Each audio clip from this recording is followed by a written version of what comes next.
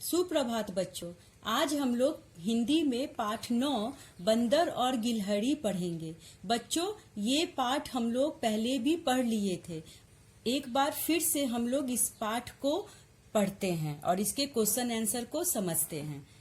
इस पाठ में हम लोगों ने पढ़ा था कि एक बंदर पेड़ पर बैठा था। उसकी पूंछ काफी लंबी थी और जमीन तक लटक रही थी। एक गिलहरी ने बंदर की पूंछ को देखा। उसने सोचा कि यह कोई झूला है। वह उस पर चढ़कर झूलने लगी।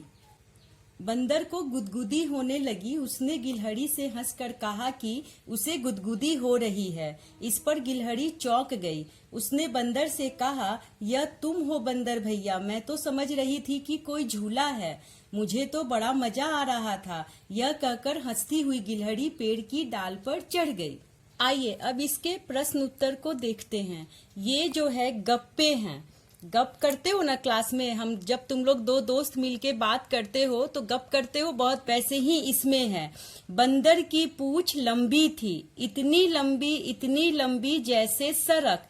चूहे की मूंछ इतनी घनी थी, इतनी घनी थी जैसे जंगल। भालू इतना मोटा था जैसे हाथी। ऊंट इतना ऊंचा था जैसे पहाड़। चूहिया इतनी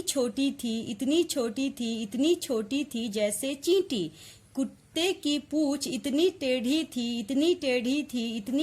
थी जैसे जलेबी। कोयल की आवाज इतनी मीठी थी जैसे कि शहद।